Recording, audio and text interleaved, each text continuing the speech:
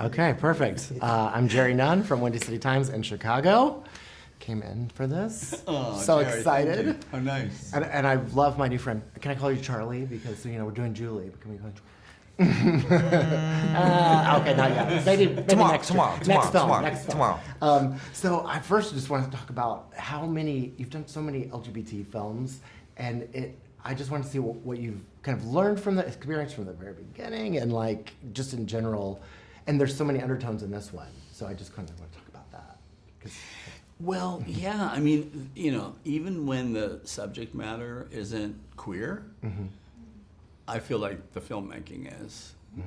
And so I learned that early on from masters like Fassbinder, who was a gay filmmaker, but who treated his gay characters and stories with the same severity as he did his straight characters and stories, and saw that all of us are subject to the domination and the subjugation of the society that we all live in, Yeah. And so it's how you tell the story that determines who you are and how you see, And so everything about May December is really about how we read this story and how we interpret the story and where the humor comes. It's all the layers around the story that bring it to life. Right. What kind of research did you both do for this? Because it's a movie about research, and I wondered what you guys did behind the scenes. I think we were selective with the research that we did, or I was, around the Mary Kay Letourneau story. But when I was sort of ready for it, and it was sort of driven by Julianne, she was like, Todd, you finally got it. Come on, you got to check this stuff out. It was really helpful and really informative and specific. But for the most part, we really leaned into the fiction that Sammy had created and the place that it ultimately became, which was in Savannah, Georgia, which it was originally set in. And all those specifics, and then the specifics of Charles as Joe, the specifics of how Julianne and Natalie would be dressed and styled and look, and how all that stuff would play out.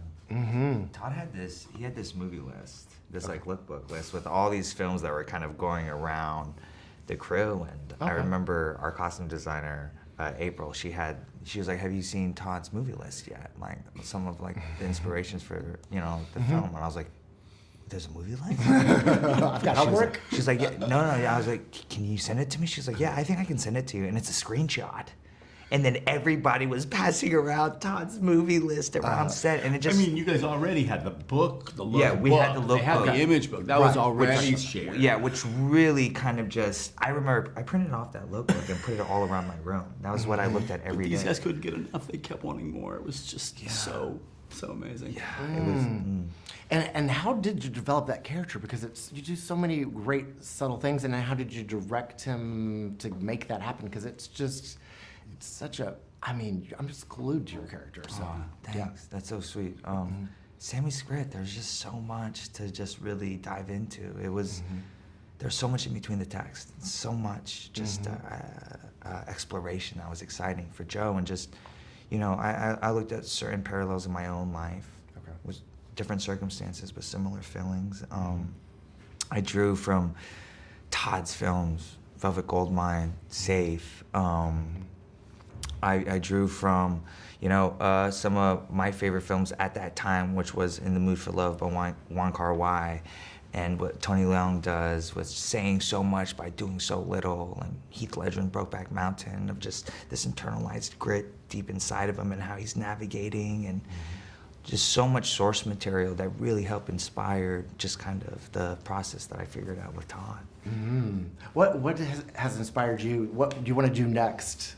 You have a project that you're got in your head? I do. I'm developing a project with Joaquin Phoenix that is a gay love story set in the 30s in Los Angeles. Okay. An interracial relationship, a Native American character and